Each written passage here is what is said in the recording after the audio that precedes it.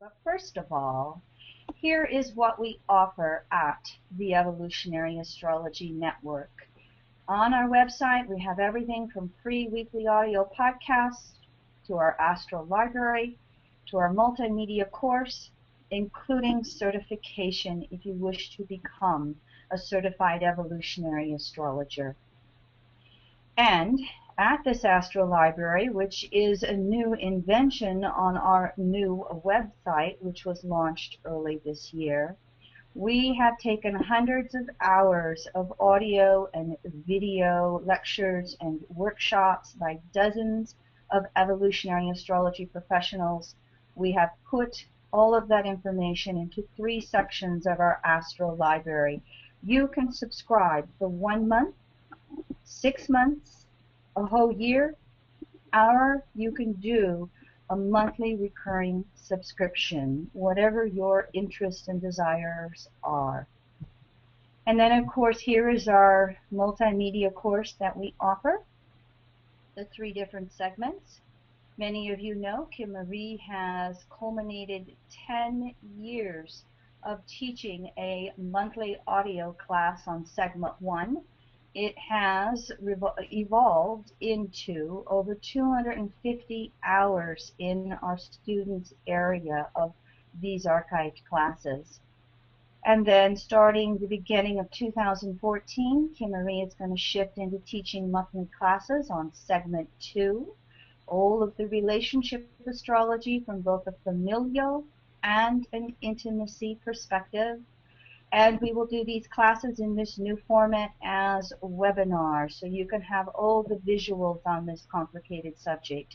So visit our website for more information if you are interested in joining us. And one reminder, any course segment purchase will get you to the students' area with all of our archived materials. And so today we are going to be moving into Time and Money, Past, Present, and Future, Part 2, which is where are we today and what is coming up ahead in the future. Before we start into that, though, I would like to formally introduce Robert Foger. This is Robert's book, as I spoke about yesterday.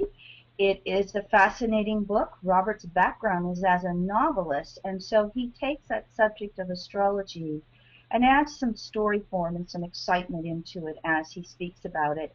I highly recommend his book, and if you do go searching for it, make sure you get the new 2nd edition of the book. Robert recently added more material to it. And so, Robert, again, I would like to welcome you to the Evolutionary Astrology Network and on... Oh, you bet, you bet. And what I would like to do, Robert, because we didn't get a chance to do this yesterday, could you give us a little bit of a background on how you found yourself studying astrology? And then as you do, let's move into this background of yours. All right? So, okay. Well, back in the 60s, I was living in Las Vegas for a while, and then I went to L.A., and I was walking down Sunset Boulevard, and I came upon a little group of tables, and everybody was chattering about astrology. So my girlfriend and I sat down and started listening, and I was always curious about astrology, but I didn't really, give it I'd gotten the usual rational education. So we sat down and had a drink and listened, and finally I said, where could I learn more about this? And they said, oh, that lady there, she holds classes in her house. So I signed up for classes and took classes about 2 or 3 nights a week, 3 nights a week to begin with. And then I went to the Church of Light in L.A., and I just began to go to all kinds of astrological get-togethers and events and study from this person and that. And that's how I became interested in astrology. And my original teacher asked us to keep 2 journals, a Mercury journal and a moon phase journal. because Mercury and the Moon move the fastest. So they become the most obvious influences in your life if you know what to look for. So I kept that journal, and I was amazed at how Mercury and the Moon certainly do have, had a huge impact and influence in my life and everybody else's. So that's how I got into astrology. Mm. And so, as you can see from your slide that's up here for everybody who's looking, Mm-hmm. you didn't start out believing in reincarnation when you found astrology either. No. You have a very interesting connection with astrology, and so let's talk about these next two slides if you'd like to share with us a little bit. Okay, in the middle 70s, I wanted to write a book about voodoo as an ancient pantheistic religion that was believed in by most of the people of Africa and most of the people of the Americas, most of the Native Americans before Columbus. So I went to on this big swing of interviewing, big trip. It took about a year of interviewing macumberos and voodoo priests of various kinds. And there's this place in Brazil, the city of São Salvador de Bahia, Brazil, which is nicknamed the Voodoo Vatican. So I kind of went there, and that made that my headquarters for a few months. And I learned an awful lot down there. And one of the things I got was from a priest of Ogum, which is the Mars figure in voodoo. And he said that I was here that I'd come to see him because of my mission, whether I thought of it this way or not, was to dress the old gods up in the latest Paris fashion and parade them through the halls of science. And this is because in a former life I had transported thousands of Africans to the New World. In Brazil, the Afro-Brazilian belief is that the Africans were transported to the New World to bring spirituality to the New World, because the Africans were more spiritual than the Europeans. So that's how I got. And when I came back to the United States, I didn't know anything about reincarnation. My screen went blank. Am I still there, Kim? Okay, did it come back? Yes, I Yes, just it switched did. the It came slides. back. There it goes. It's just a little delayed when it switches, Robert. Yeah, okay. When I came back, I went to see a hypnotist in order to stop smoking. And he asked me if, after we got done doing sessions to stop smoking, he asked me if I'd be interested in doing past life regressions, and showed me this big collection of tapes he had where he'd done a lot of people's past lives. And he played a couple to give me examples of how it worked. And so I said, sure. And so for the next week, I came once in the morning and once in the afternoon. We had about 2-hour sessions in the morning and another 2-hour sessions in the late afternoon. And he started me out as far back as I could go in my life. And, I don't know what I tapped into here. I think that in the Hindu tradition, they have the Akashic records. Mm-hmm. And I think that's the best description of what I tapped into. And so I described a bunch of past lives. And one past life I described was, this was moving up chronologically from, ancient times in China. I seem to have started out in China in my the story of my soul. Mm-hmm. And way back in 10,000 BC, and I was very much involved in herbalism back then. But anyway, then when I described myself as one John Worthington, who's captain of a merchant ship. That's how I made a living. And I brought slaves over to the New World in the late 1600s, early 1700s. And so, and then after I said, described that life, the hypnotist kind of held on that life because that fascinated him. And so we played that tape back several times. And then a couple weeks later, I went to the public library in Santa Barbara, and I happened to find myself in the genealogy section.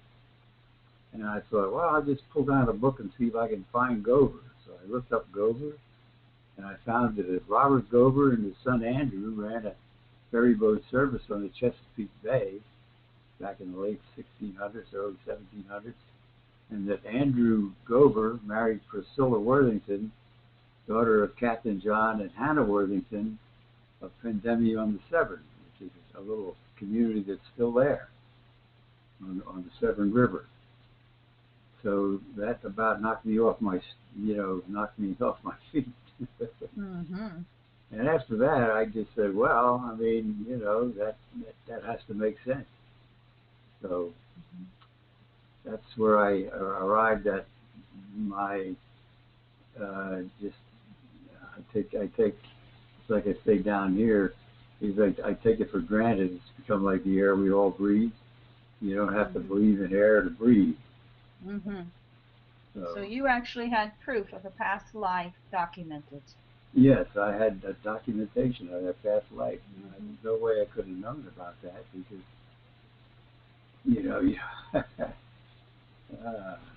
Mm-hmm. I'll tell you what, Robert, while we wait for the next slide to show up on your screen, tell them the little story about your father and your son. Oh, your okay. father, what happened to your father? Yeah, my father, I was born he was just about the time he graduated from Heinemann Medical College in Philadelphia.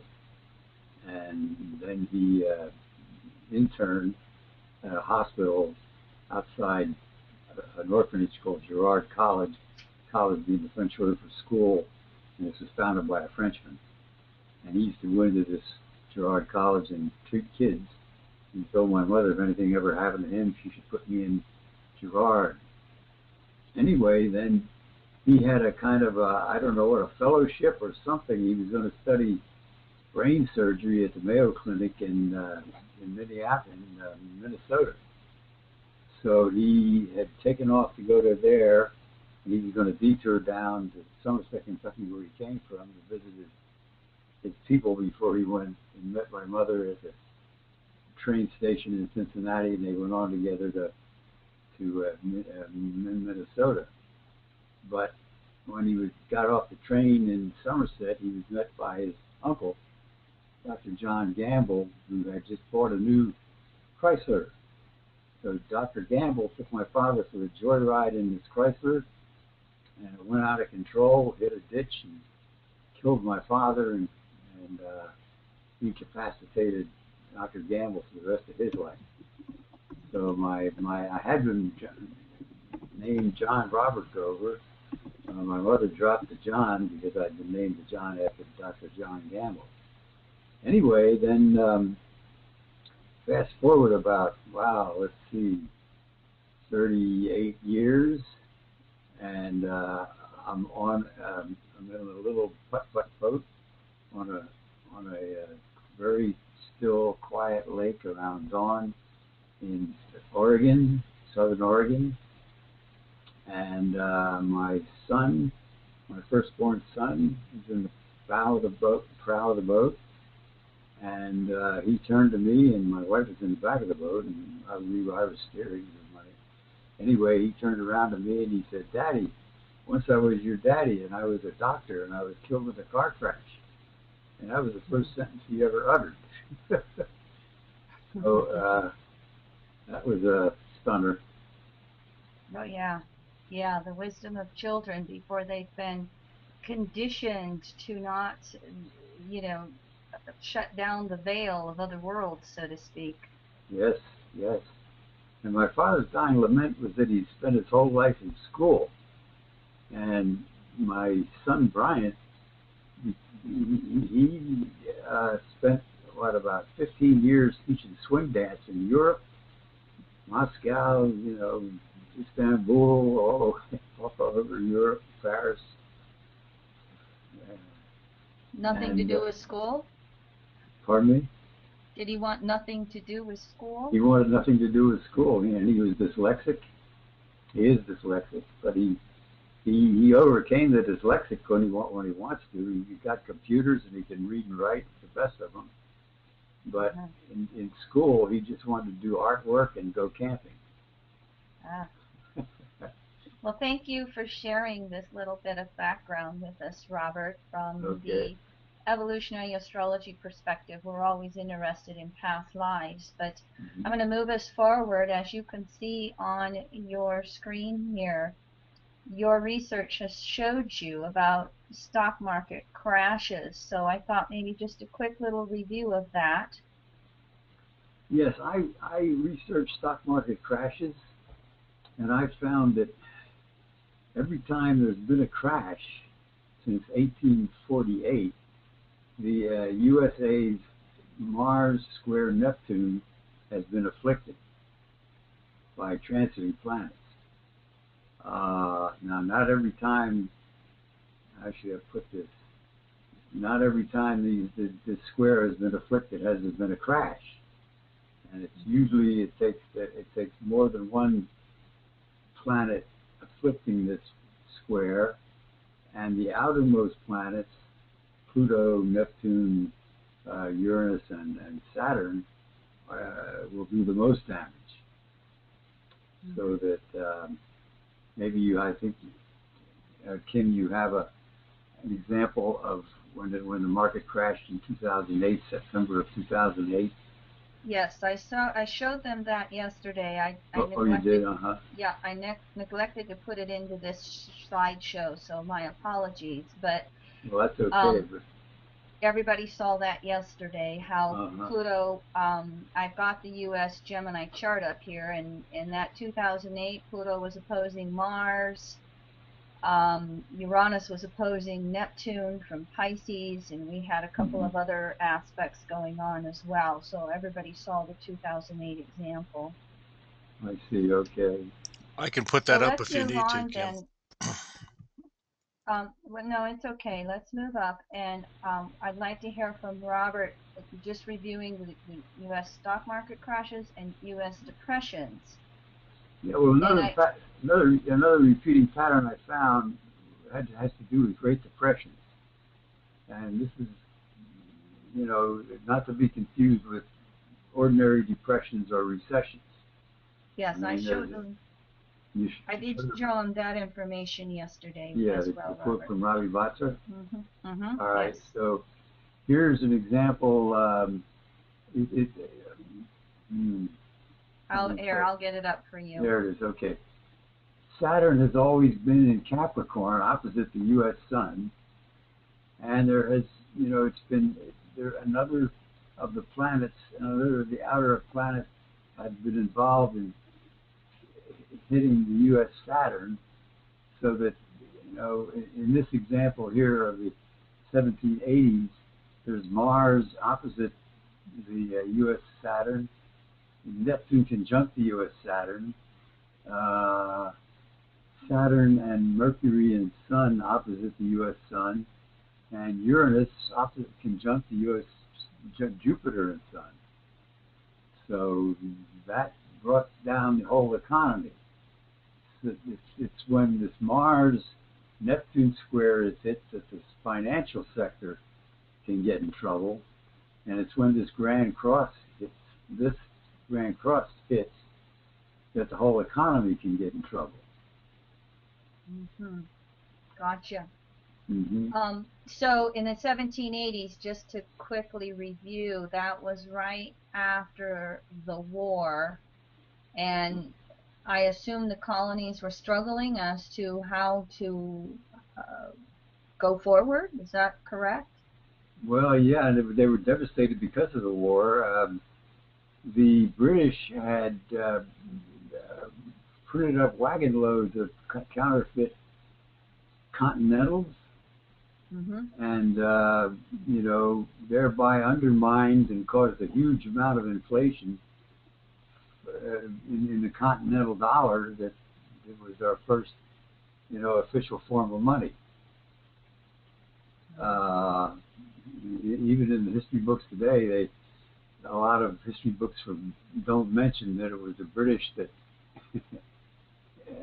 they would give people, a wagon load of these fake continental dollars to just take into Pennsylvania or North Carolina or Massachusetts or wherever and spread them around, just give them out.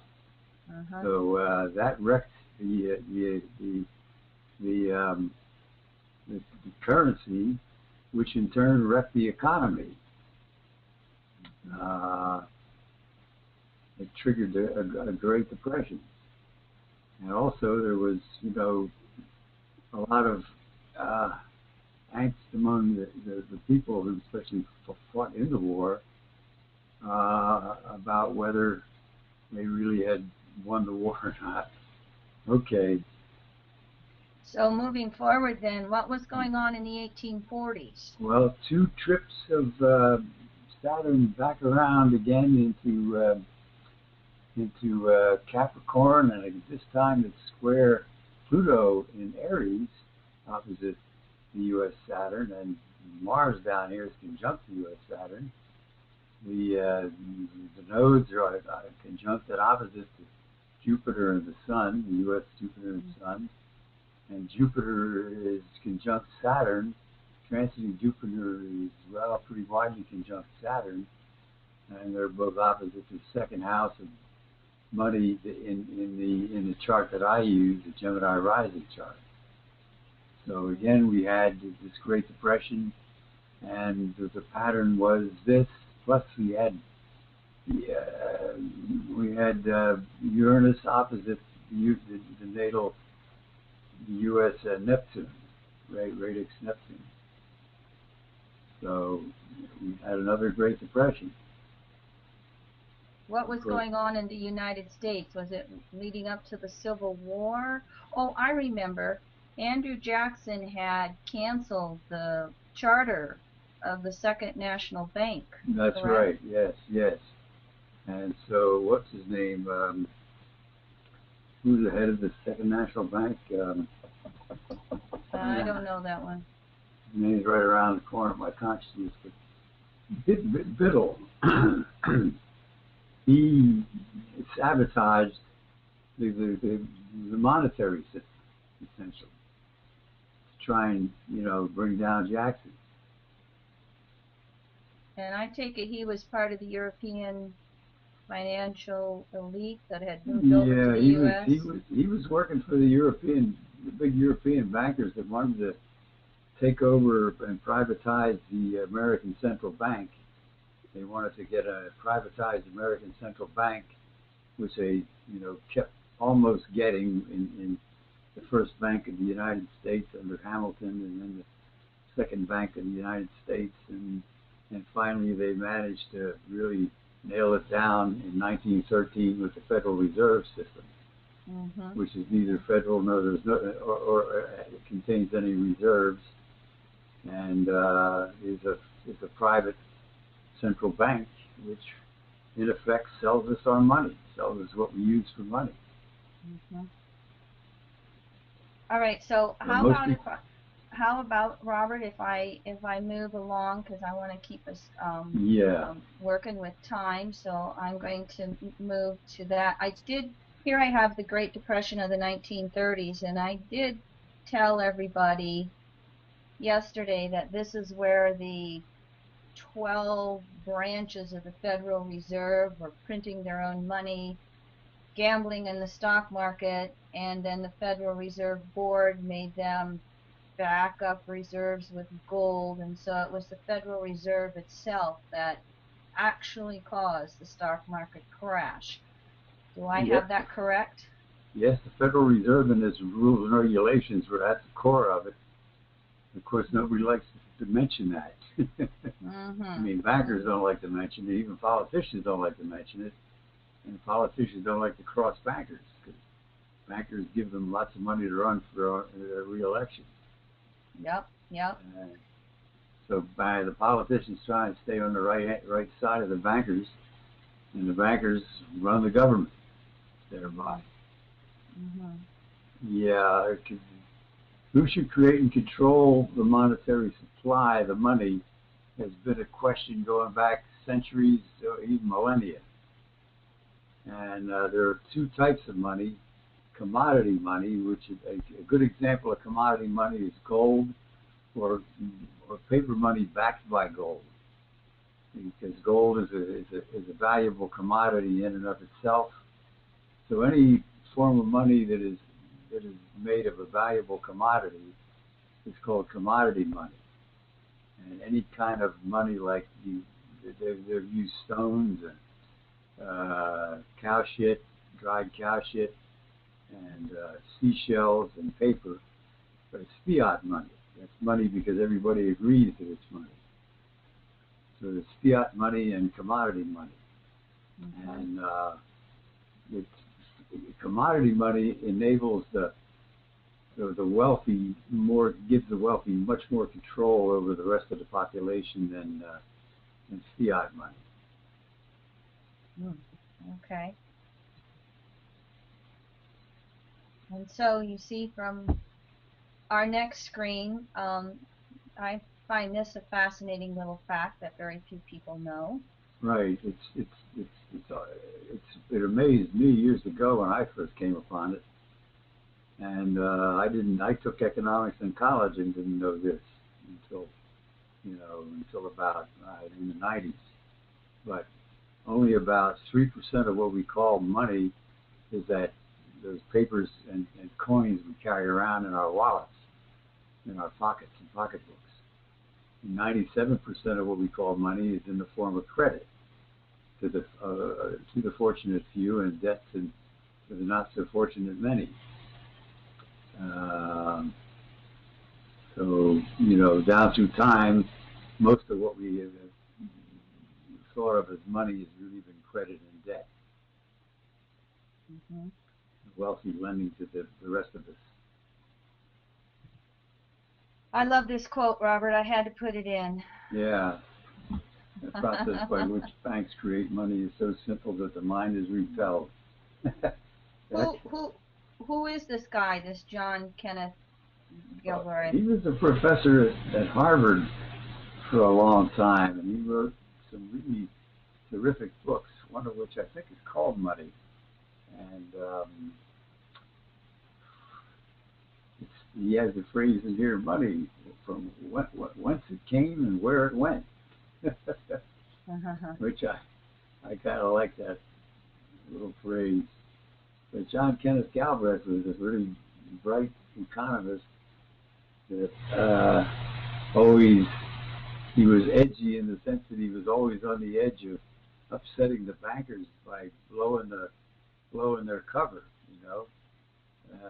letting the rest of the country know that the government had no control over our money. The government was in debt to these bankers the same as the rest of us. Which the bankers didn't want that known. They don't want that known. Mm-hmm. They like to blame the government for stuff. Mm-hmm. Oh, double entry bookkeeping, I see, is up. Okay. Yep. This, I think, is pretty self-explanatory when you can put $1,000 in your debtor's account as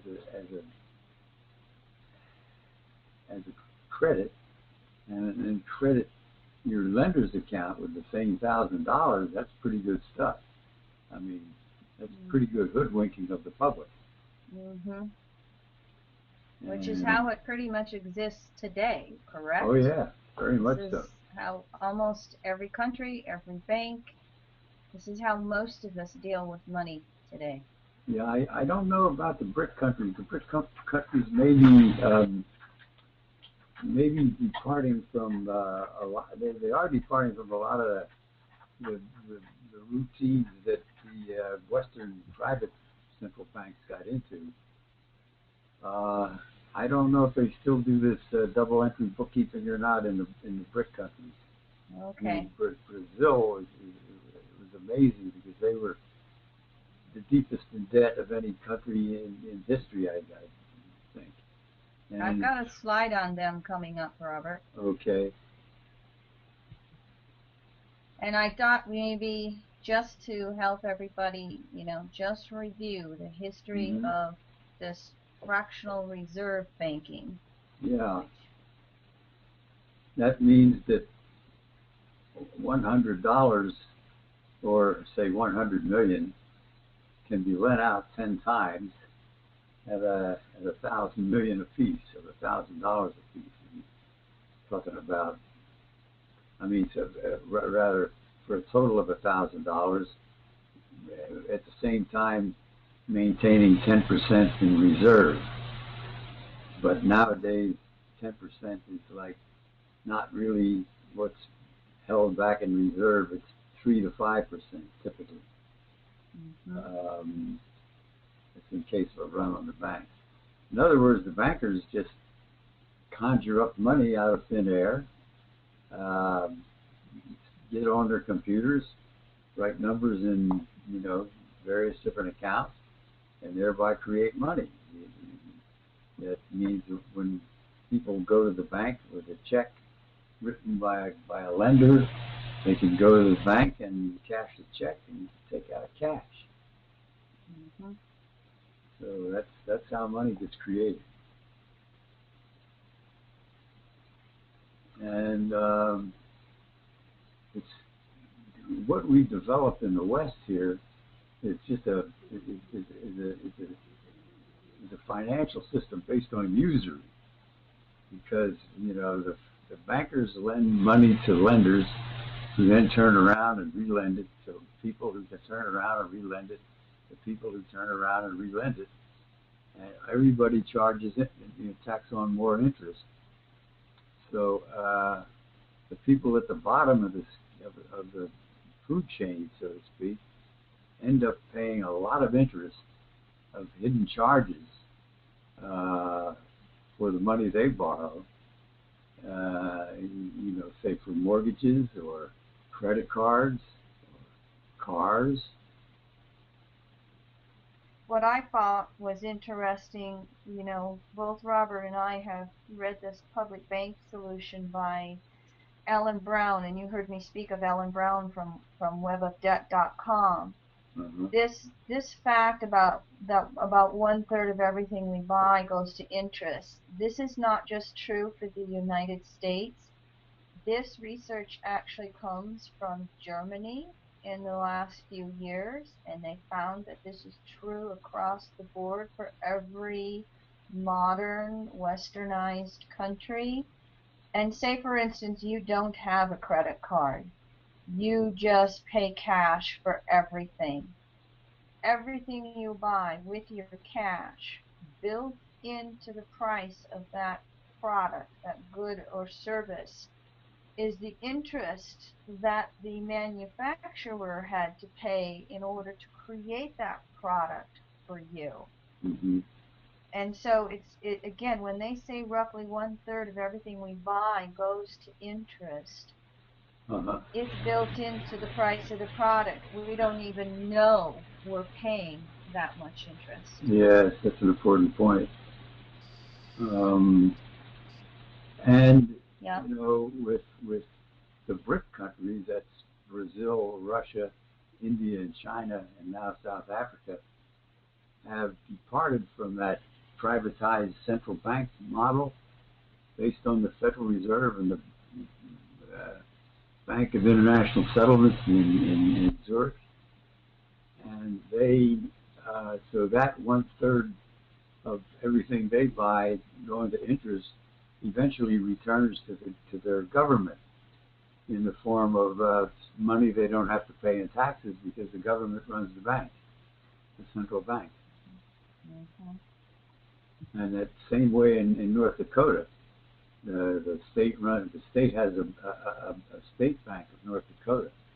Oh, I've got plenty of slides on that one coming up for us, Okay. Robert. But I mean, this is the other thing that you and I really recognized, and again, here's the definition for people to recognize. It doesn't matter what country you come from in today's world. Um, all the banks have a central bank. It's the banker's bank. Mm-hmm. And as you can see from what we're looking at right here, it is a non-commercial bank for the bankers. May or may not be independent of government. And it has these various functions. Uh-huh. In Germany, they have a mix of government-run and privatized, banks. Mm-hmm. And probably the biggest thing for our attendees to recognize is if a country ends up succumbing to a private central bank, private bank credit that's loaned to a government at interest. Mm-hmm. Profits end up to CEOs and shareholders. It ends up to that financial elite. Right. If the government ends up retaining its public bank credit, meaning a public central bank, then all of the profits are returned back to the public, especially infrastructure, taking care of taxpayers and citizens. And Mm-hmm. I've got all the brick examples for us, Robert, to show people Okay. as well as we're going, but just giving everybody a chance to see this slide. Right. Yeah, I see. Huh? And so Robert and I, of course, feel that there's a showdown coming over the It's course. already in the process of being worked out, I think. Yes. Below the surface. I mean, it's not. Most of the reporters are totally unaware of it. Mm-hmm.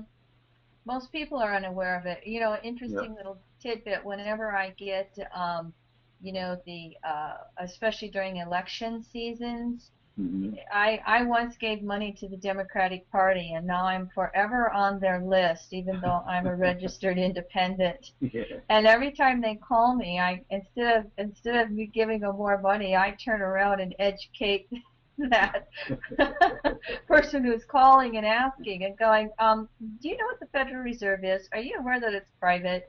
Are you aware that we wouldn't have any federal debt at all if we created our own money? And so it's a real interesting thing about how ignorant people are, and of course that's the whole interest of and how the people in the know are afraid to blow the cover on this.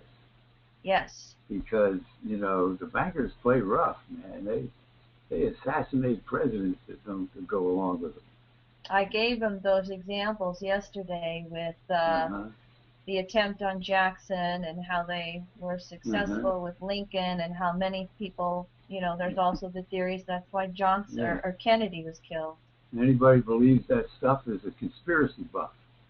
Mm-hmm. Even though it's true, but we don't know the details exactly, so it's a conspiracy, and it never happened according to I'm amazed that they keep bringing out that how did Kennedy got killed? A single gunshot from the Texas book depository window. With this bullet that went all kinds of ways. Mm-hmm. It's amazing. Well, here's our slide with as we start looking at the central banks for different countries, and if you see the percentage behind the BRICS, which again, Brazil, Russia, India, China, and now South Africa is joining them, that's the S. But the percentage is the percentage of banks in each of those countries that are publicly owned. And I would assume, local, regional, most of these countries, the BRICS, Robert, isn't their federal bank public as well? Yes, their central banks are publicly owned, and so the percentage is I don't think it's as important as the fact that their central banks are publicly owned, because the central bank, in each case, is kind of like the spigot for all the rest of the banking industry in that country, and its connection to the rest of the world of banking. Sure. Well, let's look at, here's some more information on this. Yeah, they contain 40% of the world's population, and their economies have been on the rise, while in the United States and Europe has been floundering after the crash of 2008.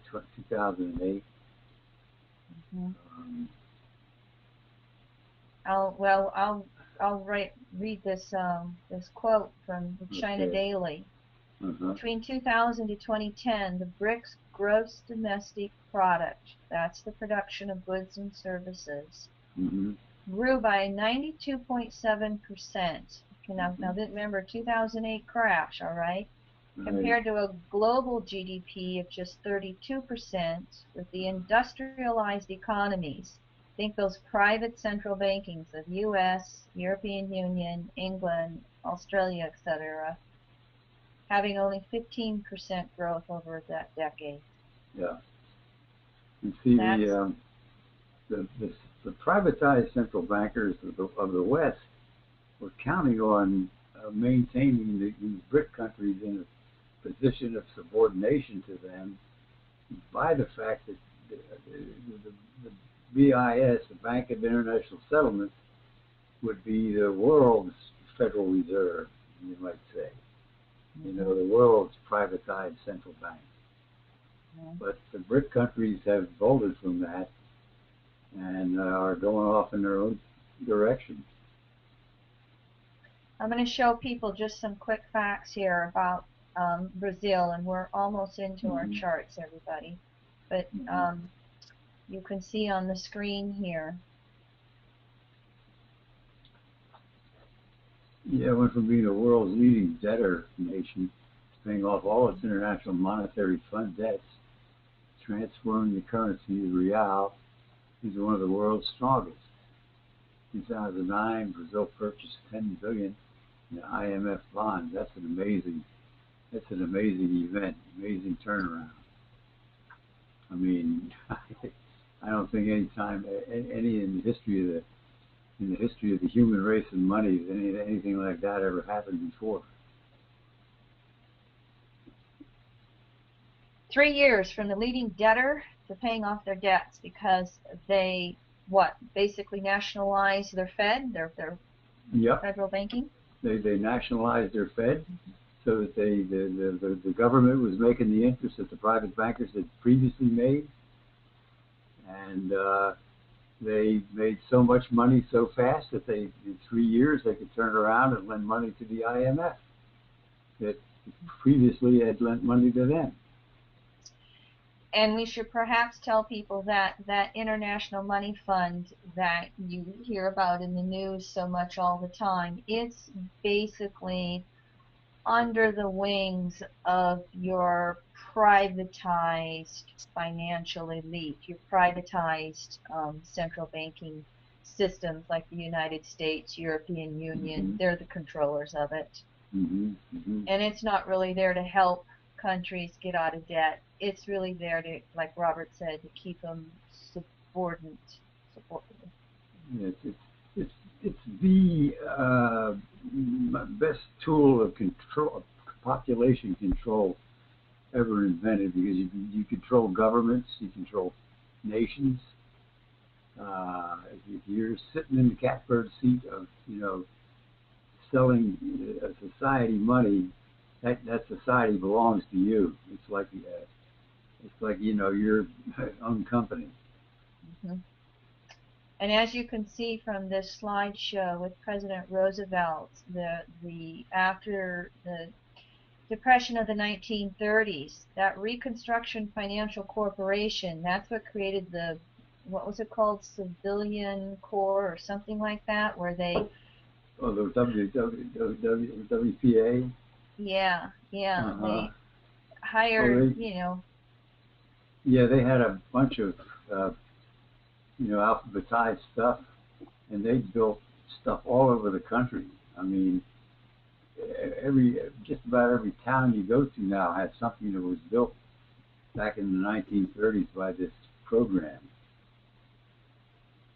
And the Federal Reserve was able to get Roosevelt's RFC. I think they finally got it killed in the 1970s, if I remember correctly. Yeah, I think so.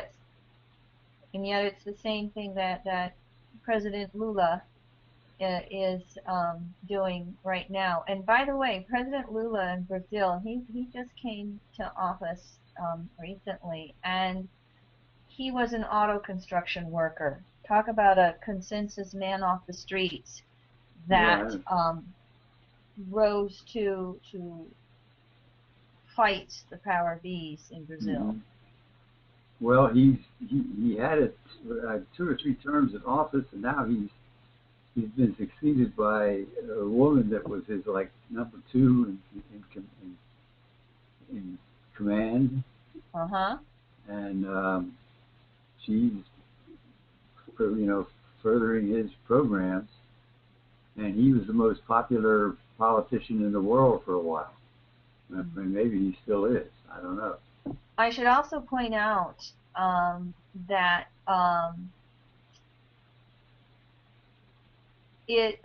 somebody's saying, yeah, I'm looking at the questions here. You're correct. I should not make that assumption that he was an auto worker, so he's consensus. And let me clarify, I'm not talking about the person. I guess I was generalizing the occupation. Oh, so. Yeah, no. Lulu was an auto worker, and he was a union guy, and he rose up through the ranks of the union.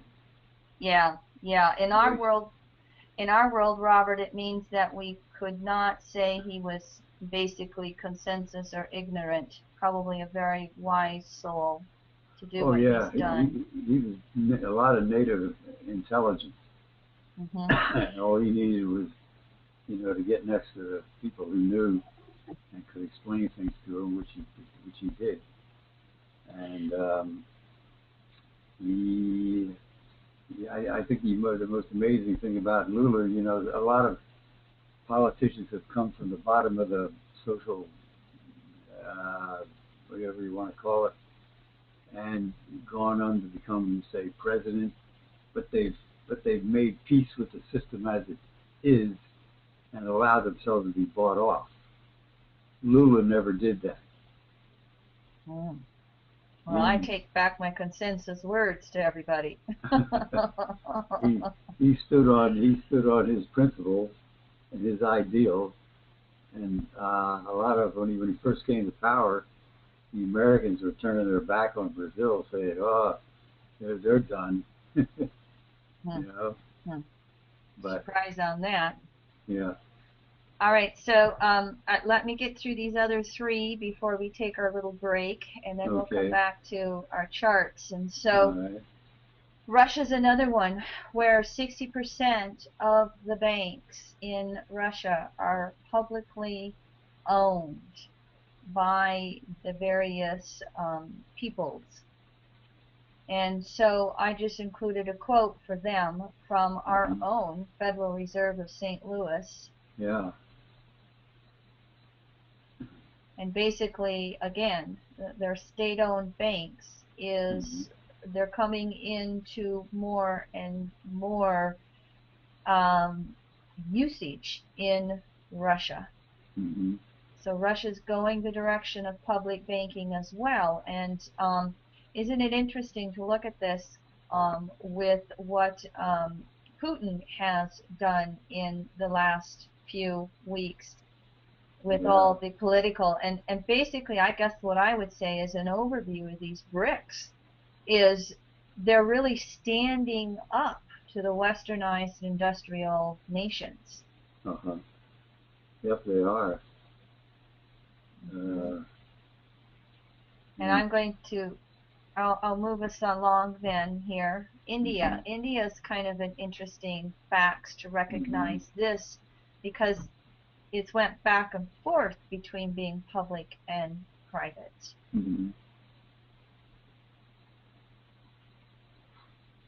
And of course, go ahead, Robert. Oh, I was saying they look at it as they didn't have the time to mess around with making their bankers rich. They had to get the money into the hands of the poor people and farmers to keep massive starvation at bay.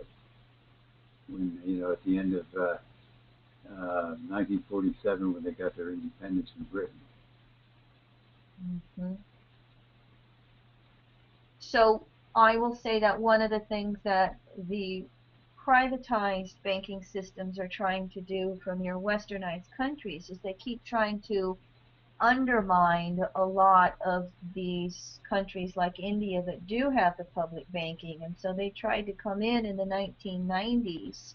Mm-hmm. And it had such an effect that India rejected them.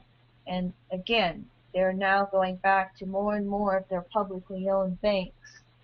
Mm-hmm. And on their own economies a scale, whoops, I'm sorry, I didn't mean to move that slide right away. Mm-hmm.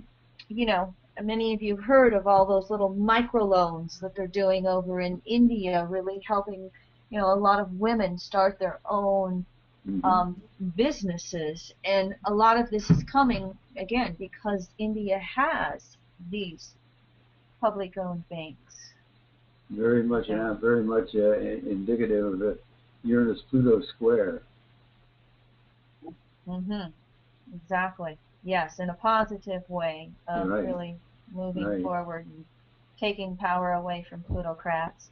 Uh-huh. So then here, the last of the original BRICS in China. Mm-hmm. We're starting to hear a little bit more about this. Mm-hmm. But China's 69% of their banks are owned. And here's some interesting facts about China in the most recent past. Yeah. They bailed out their industries in 2008. Yeah, I like this loophole that China does not consider grants to its state-owned enterprises to be non-performing loans. Instead, advances of credit needed to get the job done. That's what they consider. What the West considers loans, they consider advances of credit. The state is the lender, and the state is the people, in theory at least. So China's state lends to itself and can write off those loans as it wishes. So China is saying, no, we're not making loans in the Western sense. We're just transferring money from one arm of us to the other arm of us. And here, the interesting thing about this, their single-payer healthcare system. Yeah. That they're in process of doing. Mm-hmm.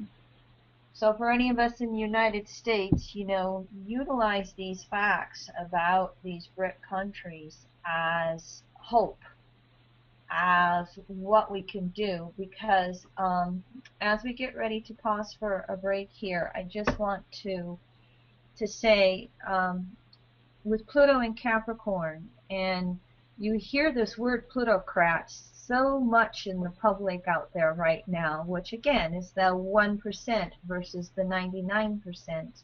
Yeah. And yet the polarity point of Pluto is Cancer. And Cancer is the group, it's the community, it's the family. And so a lot of these changes to come from the Uranus-Pluto squares. It's not to say we might not have cataclysmic events. I'll show you the astrology in the second half of this talk. We could easily have cataclysmic events over the next 1 to 2 decades. But really, it's going to be that Cancer polarity, which is the ground swell. And this is what we're seeing with these BRIC countries coming up on their own, getting ready to stand up against these westernized private banking systems. Stay tuned for interesting battles there. And yet this Cancer polarity can also be many of us where we live in countries that have private central banks. Mm-hmm. There's going to be a groundswell from the public of changing this. And so we'll use the Bank of North Dakota as our example here over the next hour. And it's playing a big role in the United States government's dealing with Mideast countries. Yes. And what's going on in the Middle East, because the Middle East, they're going back to Sharia law. And Sharia law calls for the payment of no interest. Instead, if I'm the banker and you're the borrower, I participate with you. And so when you build your house, I own a little piece of it that would have been comparable to the interest you would have paid if we were in the West. But instead, I participate with you in the investment you're making in this house. So when you sell it, I get my little cut. I get my cut of it. Mm-hmm. Let me answer this question. We got a question, Robert. Is there a correlation between the Treasury just printing more money and the British distributing counterfeit dollars? Yes, there is. But when they say printing more money, they're really that's metaphorical.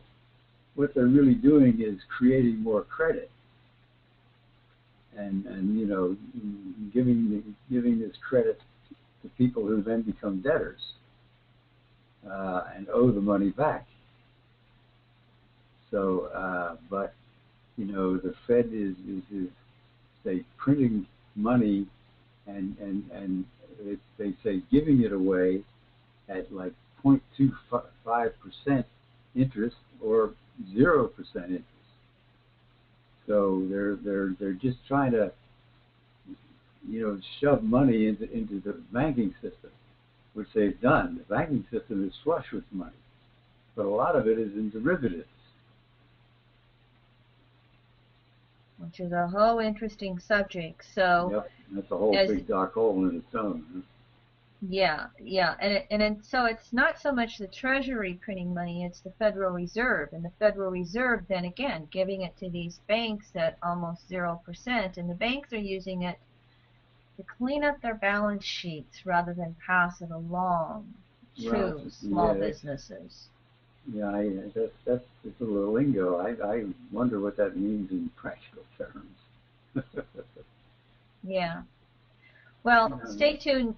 Stay tuned, everybody, because I'm conscious of time here. So, Leroy, you have a poll for us, and while Leroy does that poll, everybody can take just a quick little break for maybe just a couple of minutes, and then Robert and I'll be right back. Okay. There you go, everybody. Quick poll is, how fluent do you consider yourself to be in economic astrology? And it's on a scale of 1 to 5. And so we've noticed over the years that people's eyes tend to glaze over a little bit on economic and financial astrology, but these are real important subjects in these times with current transits and what's going on nationally.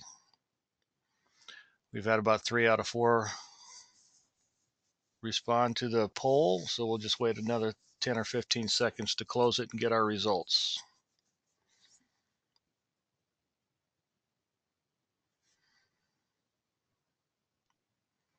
All right, nearly everybody has voted, and now I'll share the results.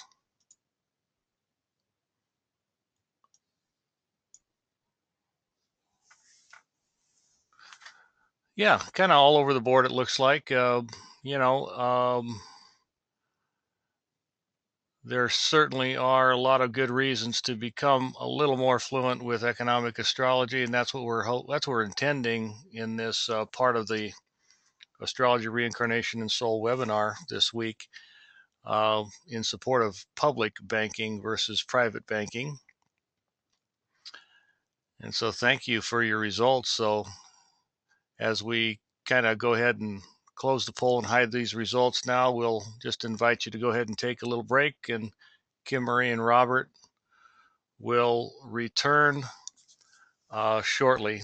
On a program note, if you have not yet registered for the post-conference webinar with Mark Jones and Kim Marie, you're welcome to still do that. Registrations are still available. Everybody, you must register to receive the separate and distinct link to join the post-conference 4-hour event with Mark and Kim Marie discussing essential needs, and doing that through the lens of this Venus in Saturn, Scorpio, and the Neptune transit as well. So lots of great information that kind of feeds into our segment 2 materials coming up in the winter. So thank you everybody for participating today, and we'll talk again very soon as Robert and Kim Marie join the call.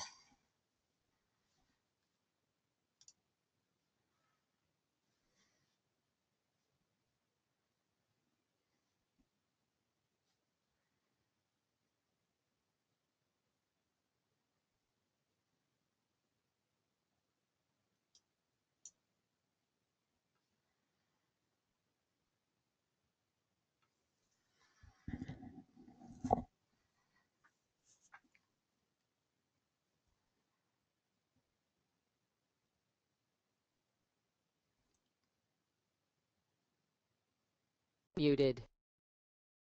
Unmuted. Okay, it's Leroy back on the call. Just kind of wanted to fill some time here as we. Okay, Leroy. Go ahead.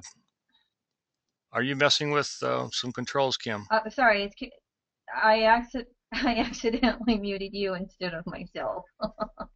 I was trying to unmute myself and I muted you, so my apologies, honey.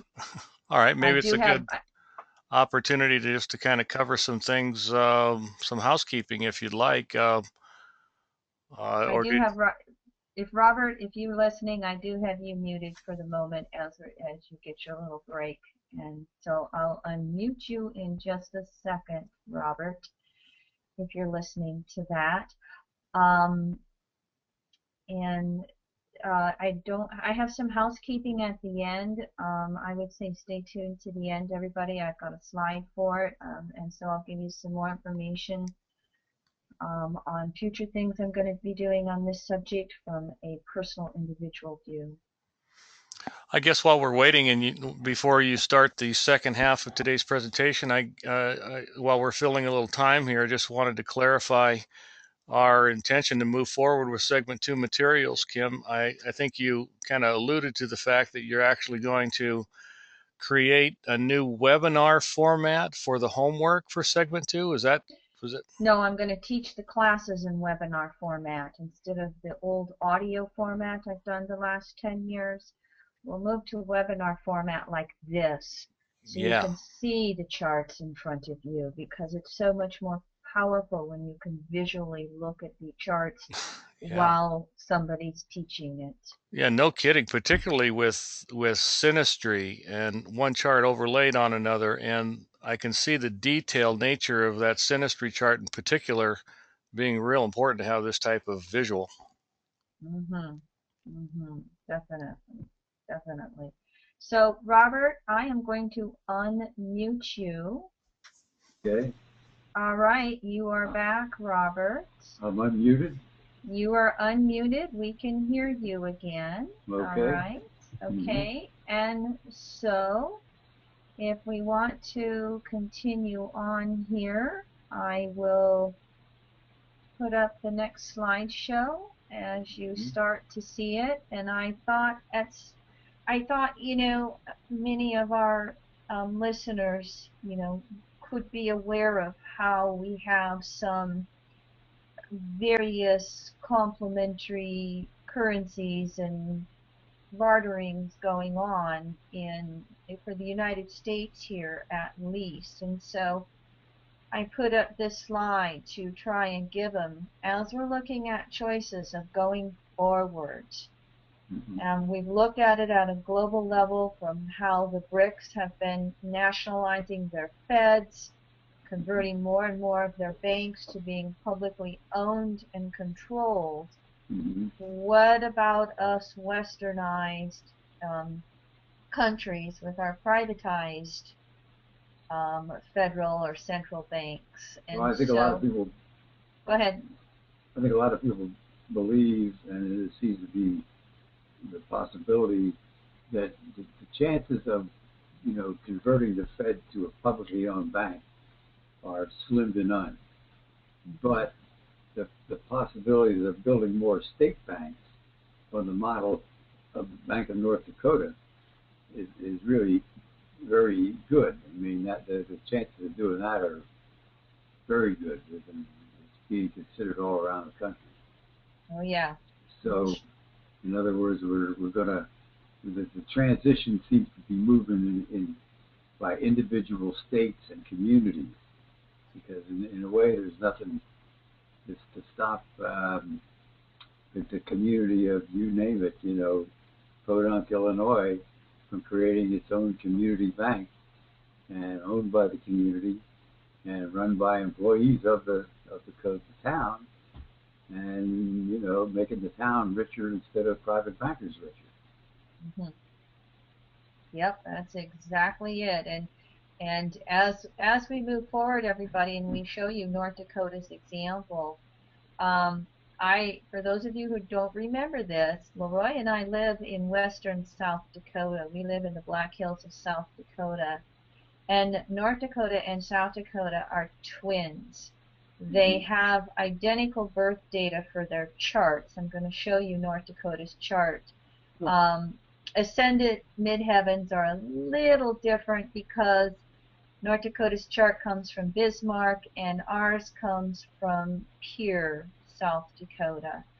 So let me, before we move on then, just briefly say, people wonder about Bitcoin, and there's some places in various cities across the United States where communities create their own money, and they have their own paper scripts, and they share it back and forth with each other.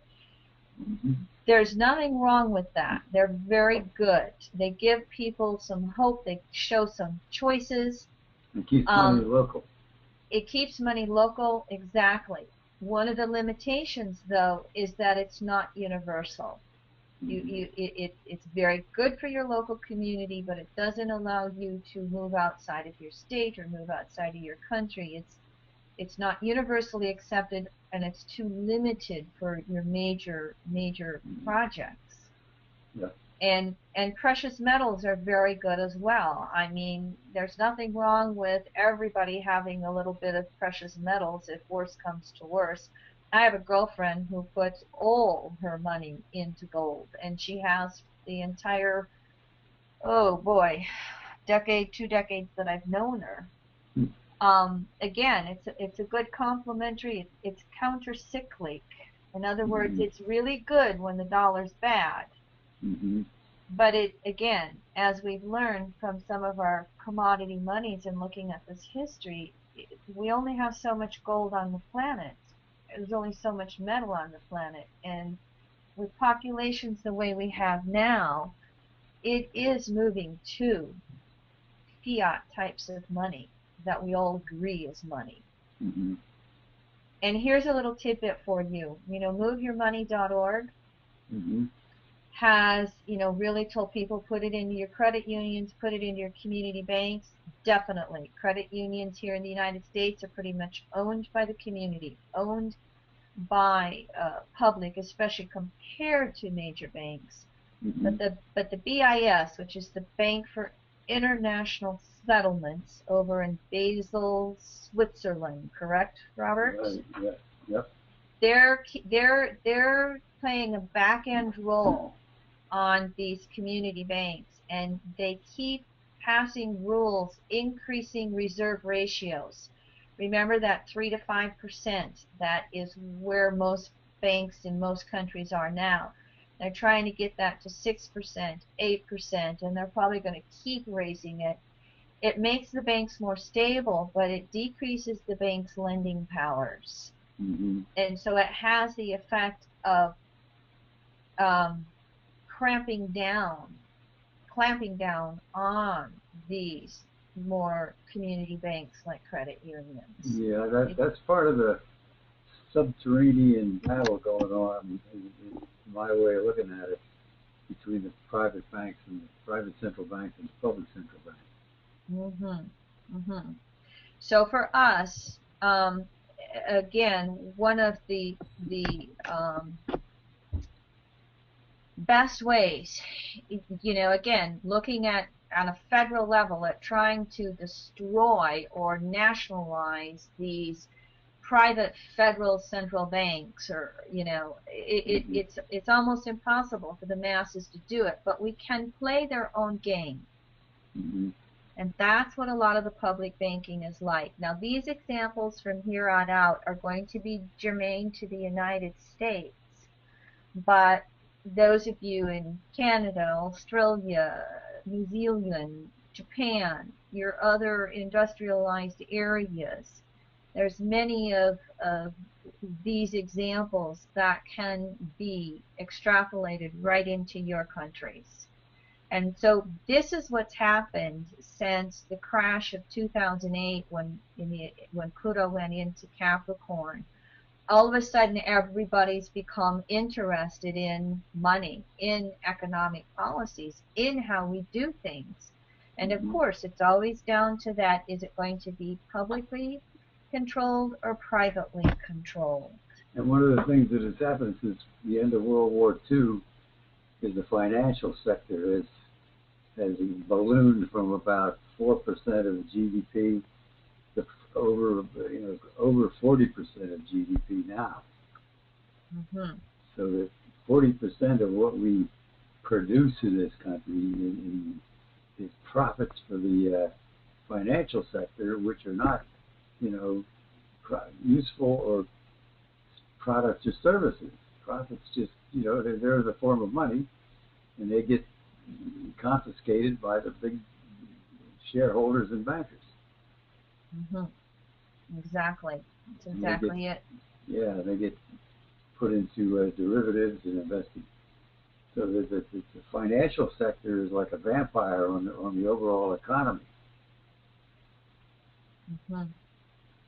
Yeah, I didn't really include the whole subject of derivatives in this talk because Yeah, it could make people's eyes glaze over. But if yeah, you I know. are if you are interested in this subject, Robert and I would both recommend Alan Brown's books, Web of Debt Uh-huh. and Public Banking Solution, because it will probably be this derivatives market that all the private banks are gambling with behind the scenes. That's probably the trigger that will bring us down if we're going to get any catastrophic events like that. The other Right. one could be the possibility of the BRICS just getting enough power and going off of here's what the private banking system has done on a global level. The United States, which fronts for the old European elites, they have the rule that all of the exchanges of goods and services must be done with the dollar. Yeah. And the BRICS are basically coming up and saying, oh yeah, well, we're going to use our own currencies and exchanges. And we could see a fall of the dollar that way Yeah. as these BRICS gain more and more power, and as people realize the value Yeah. I think it of. was about some years ago an agreement between China and Brazil began that process. Mm-hmm. Mm-hmm. Mm-hmm. And also, I alluded to this yesterday as well, Robert. That's also what's happening with a lot of those Middle East countries that we need to bomb. And if you look behind the scenes, it's because Libya and um, Iraq and a lot of these countries have went to their own, public banking systems and Mm-hmm. put their nose up to the U.S. And it's not just the oil. There's a shadow battle going on over the control of monetary supply That, globally. that's right on. Uh-huh. Hmm. That's what's really going on at the heart and soul of it. Well, here's our Bank of North Dakota. Now, on these slides, I didn't say where my source was. It is, of course, Ellen Brown, The Public Banking Solution. Mm-hmm. When the Bank of North Dakota was formed in 1919, it was basically that populist time, and there was a lot of battle between, I know the story coming from this area, as the railroad barons, wanting to control all the goods and services on their privately owned rail lines. Right. And so it not only happened in North Dakota, it also happened in the province of Alberta for a while, although Alberta didn't come right out and form a bank like North Dakota did. Mm-hmm. I have some statistics here on this Bank of North Dakota that are just mind-boggling for you. So just read these right here. More banks per capita than any other state in the United States. Mm-hmm. And so what happens is the state of North Dakota doing business as the Bank of North Dakota partners with all the private banks. It's not an either or. It's like the Bank of North Dakota acts like their private mini Federal Reserve. That's right. Except it's public instead of private. Exactly.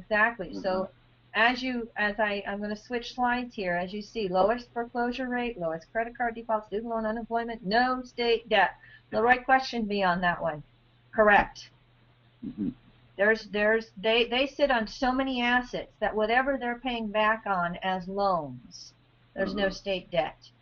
Instead of the bank plundering North Dakota, the bank is profiting North Dakota. Yes, that's exactly it. Now here's the chart for North Dakota. November 2nd, 1889, 2:40 p.m. in Bismarck. And Robert uses Placidus houses, so I made all charts in Placidus for Robert. Okay. And here's something that I thought was interesting as I was looking at their chart. Look at where Pluto was when it went into Capricorn in 2008, 9, 10 in North Dakota's chart, right on that south node, right on that Jupiter conjunct the south node. And look at the power to the people that happened while the rest of the country. What chart are you looking at? You see this? This is the state of North Dakota. Yeah, okay. So Pluto's down here at 6 Gemini? No, Pluto in Capricorn. Can you see? Do you have the same screen, Robert, with the little blue cloud with the symbol for Pluto? I see. Up there in the blue cloud. Yeah, I got it. I was playing with the charts. I see. Yeah. All right. So those are the transit, huh? Yeah. Look at where transiting Pluto is. I see. Look at transiting Saturn, the purple cloud right now. I mean, everybody. If anybody who is interested in economics and our financial systems are starting to see all of this. Hold on, I've got a question. Oh, cute clouds. Oh, you're most welcome. Thank you for liking my clouds. The Bank of North Dakota has its sun right where my sun is. Oh, really? Yeah. Oh. And my north node, Robert. So here we are. Right. Well, the other thing that we could extrapolate from this is look at transiting Neptune and Chiron as they are moving towards the moon. Now, in mundane astrology, the moon is always the public. And I also look at Uranus, that transiting Uranus, as it gets ready to move into the second house of North Dakota's chart. The question is whether or not we're going to have any of the private elite systems in banking try and come in and undermine North Dakota in any way, and it will never happen. The Bank of North Dakota, the chairman or president, whatever you want to call him, he went on to become the governor of North Dakota, and I think I think he's now in Congress. I think he's a senator, Senator Hoven. I might have my facts mixed up a little bit, but this, the Bank of North Dakota is so well received in this state that there's no way anybody is going to be able to undermine it. The citizens will not allow it to happen. That's good. So I just see these transits popularizing this example of North Dakota even more. Uh-huh. So I'll move us on here. And again, this is my state chart, but just to give you some irony of an example, I think our rising is about 27 degrees Aquarius in South Dakota. But as an example, I come from one of the most conservative red states you can find. And North Dakota is that way maybe in regards to a lot of its politics. But this is just an example of how that public banking concept took hold. And everybody knows it in North Dakota. It's not a secret there. So North Dakota is conservative in social stuff? Yes. North Dakota and South Dakota are both very socially conservative, but their banking and political systems are the opposite. Yeah. They hate Social Security. I mean, they hate socialism, but don't touch your Social Security. Exactly. Okay. Yep. So let me move on here for sake of time, because I've got a fair amount of charts. Okay. Just little facts for you. Everybody always says it's oil. This is comparing North Dakota to Montana and Alaska. So, Robert, do you have something running in the background? We can hear it. My wife was talking to one of her clients, but she just went into the bedroom and closed the door. All right, thank you. Yeah. So I'll just move through that. Now, here's some more interesting, mind-blowing facts about North Dakota. Okay.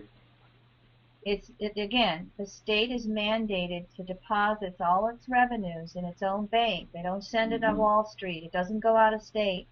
Yep. 672,000 people. Many of you could live in cities larger than that. 4 billion in state assets. It was Magna, North Dakota. Wow. In 2008, when everybody else was melting down, 25% return on equity. Wow. And in 2010, this is the last year for which the statistics are public. In 2010, their state bank, 672,000 people, put $70 million in profits back into the state treasury. Wow. Anybody ever hear of Fargo? We all know the movie. Yeah. Well, the Red River runs through Fargo. It starts in northeast South Dakota, and it doesn't run down south to the Mississippi. It runs north up to Winnipeg, where it empties into Hudson Bay and the lakes. Well, Fargo keeps you hear the flooding in North Dakota. Guess what? North Dakota immediately funds its own disasters. It doesn't even ask for federal help. Yeah. Wow.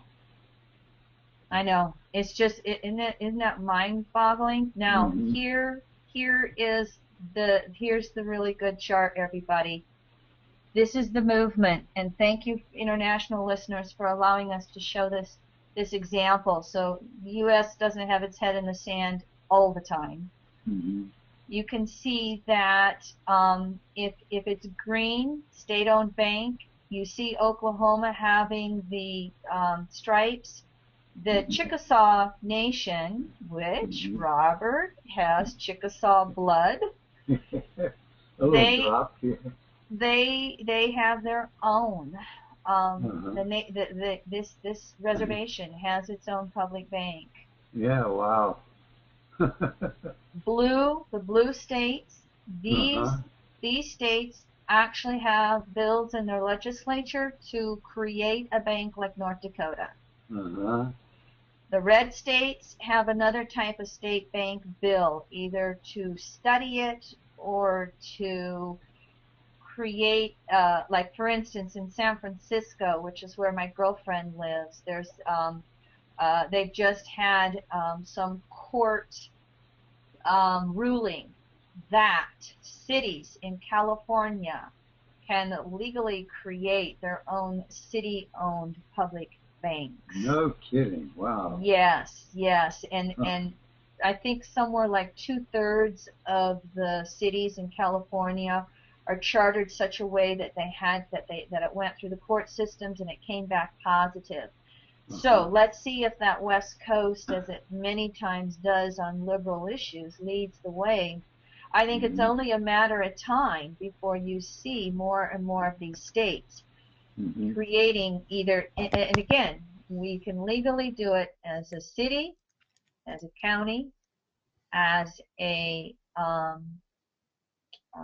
land bank, which means the land bank could buy up the mortgages and loan it back to people a lot less money. Kim? Oops, sorry, I muted myself. Yes, Leroy. I might just correct you. Rather than it's not really a liberal policy, it's just a progressive one, isn't it? Thank you. Thank you. Now, I put the publicbankinginstitute.org down there. This was created by Ellen Brown. But if you go there, they are working to organize coordinators in every state of the union to push this concept and this theory forward.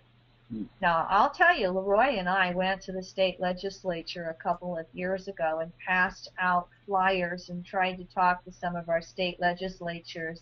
If you don't know this about me, I spent 6 years as a lobbyist for environmental reasons. Now, our legislature only meets 2 months of the year, but every January, February, I froze my butt off on the Missouri River lobbying. So we actually went back there a couple of years ago to try and push this. Well, needless to say, I didn't get anywhere. So all you progressive areas, go for it. And again, if any of you want, I would pose it this way.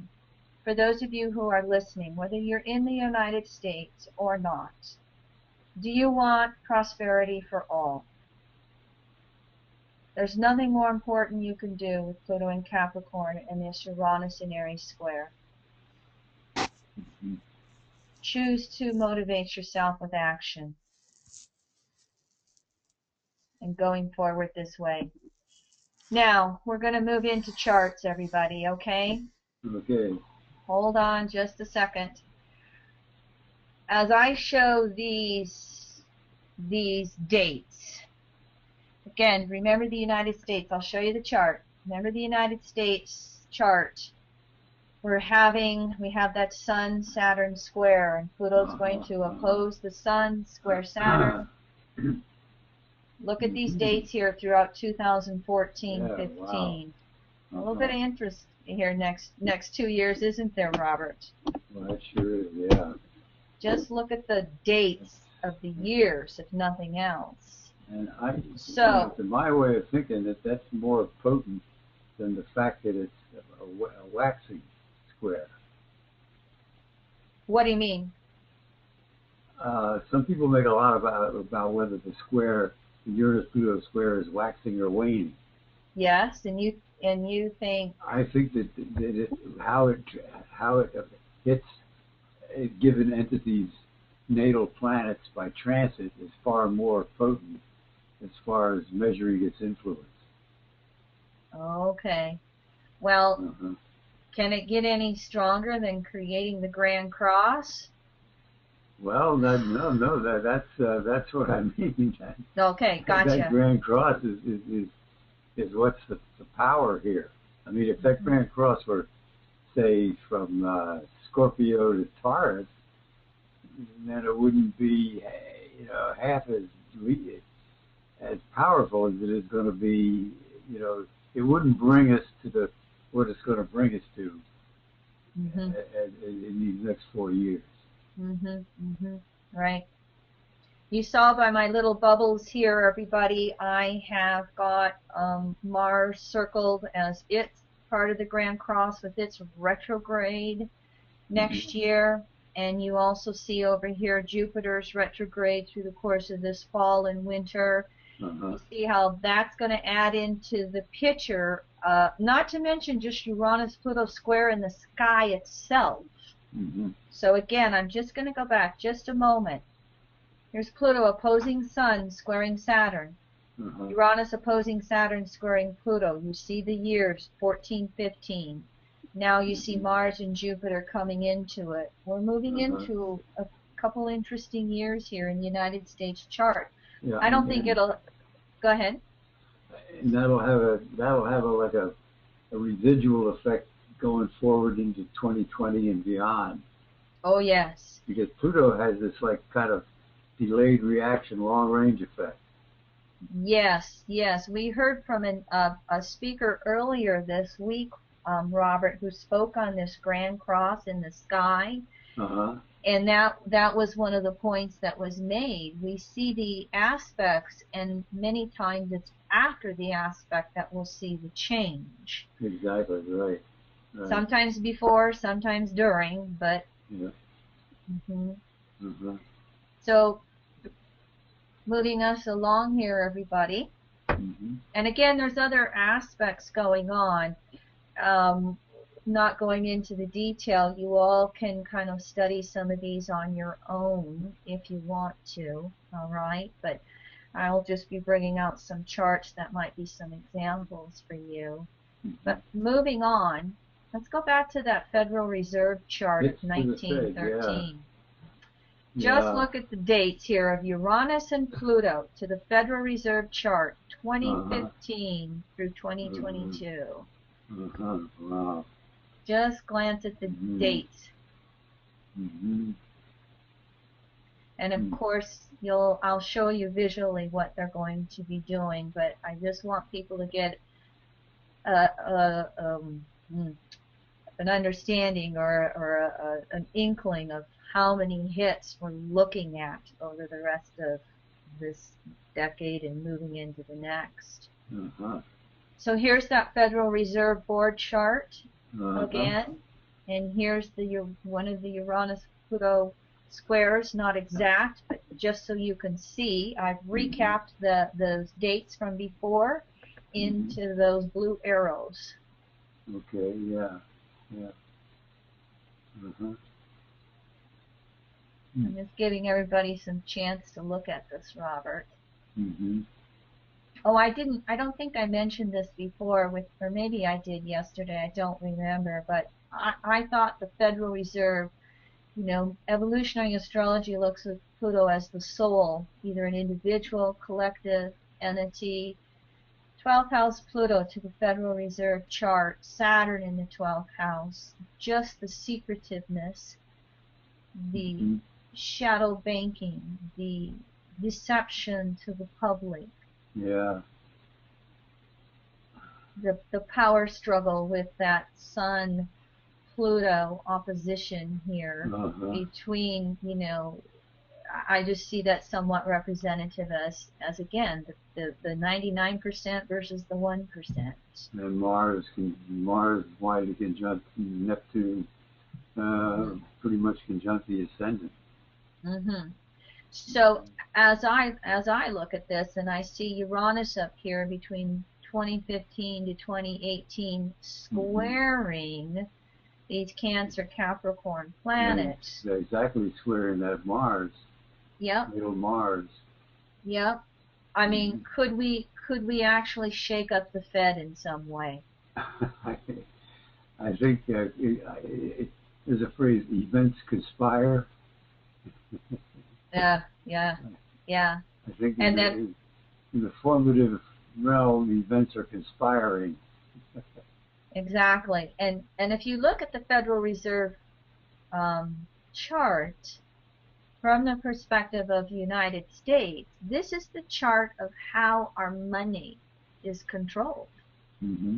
This is the chart of our monetary policies in the United States and our economic policies, and reflective of that shadow banking system, gambling in the derivatives. And so that Uranus-Pluto square hitting that Mars and Neptune on the ascendant in Cancer is a lollipop, huh? Mhm. Mhm. Well, Pluto, as you see, 2018 to 2022 Yeah, will come up on that Jupiter. You know, right. there can be growth, expansion, or Jupiter can also sometimes be that collapse. Uh-huh. Pluto opposing that I've always looked at Mars Neptune as honesty in action or the lack thereof. Uh-huh.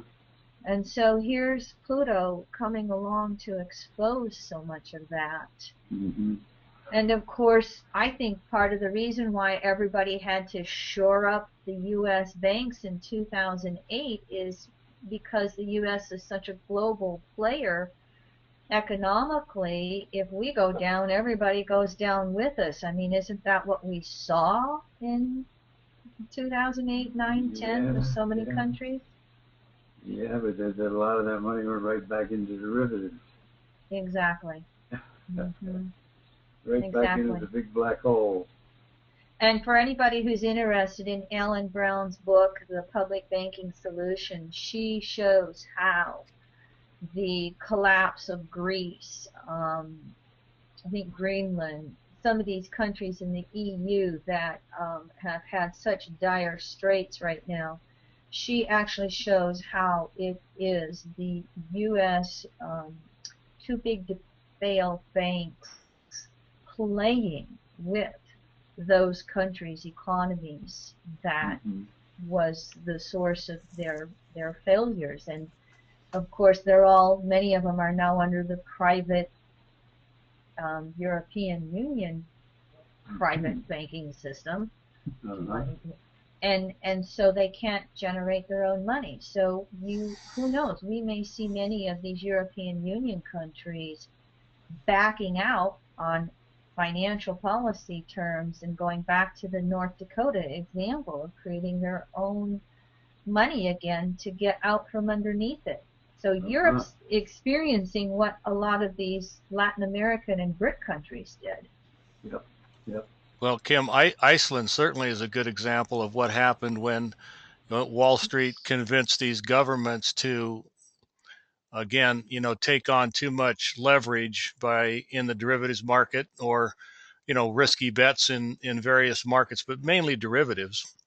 And it basically Mm-hmm. trashed the economy, that they're Mm-hmm. still digging out of uh, in Iceland. So uh, Yep. Ellen Brown just recently sent out a new newsletter. I guess I wanted to insert this fact from her recent newsletter about the hypothetical value of the derivatives market out there in the shadow banking system. Everyone has been estimated to be as high as 1.2 quadrillion, which Uh-huh. is basically 20 times the GDP of all the countries of the world combined. Yep. Now that's a There's that's a enough. hypothetical value if you look at the underlying security that the Mm-hmm. derivative represents, but let's just say it doesn't take a heck of a lot of Mars Neptune hits or Pluto Uranus hits to stimulate something that could again ignite and Yeah. bring down the house of cards. It was really fantasy money. Yeah. Yeah. Hmm. Hmm. It doesn't exist. I mean, it can't exist. It doesn't exist, but it does exist because they say it exists. Right. We Stay believe their tuned. fantasy. We have no choice. Hmm. I'm going to move us along. All right. Mm-hmm. Okay. So remember, Robert talked about Saturn and Capricorn and its relationship to depressions in the history of the U.S. Mm-hmm. Here's some of our Saturn and Capricorn transits Yeah. 2018, Yeah. 19. Yep. And I'll show you the chart in just a moment. I just want you to, again, just grasp a number of hits that'll be taking place Uh-huh. in those 2 years. There's no relief in sight, everybody, and this is why I'm so motivated to educate people and give the power back to the 99%. And where will Pluto be in 2019? Won't Oh, Saturn come conjunct Pluto in about yo, stay tuned. January of? Yep. Yep, Same? I got the slides, Robert. Stay tuned. Okay. So just some tidbits. This next Saturn and Capricorn transit that's coming up, here's its dates. Mm-hmm. There's only one Saturn-Pluto conjunction in the sky. Just one. And it's going to be January of 2020. You see where it happens. And then Saturn will go over the U.S. natal Pluto before the Pluto return. So we'll look at both of these. But here's dates for this now coming through. Again, you'll have your slides. You'll have your recording that you can go back and refer to, and plenty of opportunities to look at these dates. Here's the chart. All right, here's the U.S. chart again. And we just pulled, Robert and I just pulled January 20th, or January 1st out of 2020. Yeah. So you can see where Saturn in Capricorn is. It'll certainly be, we'll be feeling it by this time. Oh, yeah. Yeah. Yeah. And I thought it interesting of this January 1st chart, Robert. Of course, we have Sun in Capricorn, but I didn't realize where the nodal axis would be, nor did I realize where the Jupiter transit would be. So just take a moment. Mercury, Jupiter, and the nodes. Wow. Now, I would like to point out that the North Node is in Cancer, and remember I said what I said about the Cancer polarity to Pluto and Capricorn, about it being a groundswell coming up from the masses. We just don't know what type of groundswell it will be. All right. Somebody says they've lost their sound. If anybody else has lost their sound, let Leroy know. Otherwise, I'm just hearing it from one person. My Tennessee's okay. Oh, can you hear me? It's back. It's back. Everybody's good. It's just kind of goes in and out sometimes, everybody. So, again, I know this is a little far into the future, but I hope that it's motivating to all of you to look at this. We're not done yet. I got a couple more charts. I got a couple more things to show you here, everybody. But I'm doing this for the motivation factor and the fact that it's so ripe for us to get our power back. Now, that's not to say that the powers that be won't be fighting tooth and nail with all this Capricorn stuff, to keep their power. Well, they want to keep their money. Yeah, keep their money. That's their power. Yep, you're right. So here's where the U.S. has its first Pluto return, as Pluto in Capricorn returns back to where it was. And whether you use the Gemini rising or the Sibley chart, it's still Pluto at 2735 Capricorn. And we were born with Pluto retrograde in the United States. So again, you remember Scott Wolfram's lecture earlier this week about the founding fathers wanting two things: all men created equal and freely, I'm going to paraphrase it in my language, and the public control of monetary policy supply. So as we look at those, go ahead, Robert. That's how it was originally set up to be in the original Constitution. Second article. Yeah, the Fed usurped all that with it. It was the power of Congress to control coin and control the value thereof of our monetary system, but 1913 usurped all that. Exactly. Yeah. That's why that conspiracy of the Jekyll Island conspiracy was a major turning point in our history. And I did show them your chart from 1910, Robert, with the Grand Trine and air signs, fooling the people, and earth houses running off with the money. I showed him that yesterday. Okay. Yeah. So this chart is for the first hit of the Pluto return. And look where Saturn will Mm-hmm. be. Right, on the moon. Okay. And Opposite the yeah, nerve. yeah. And here's how I look at this Saturn.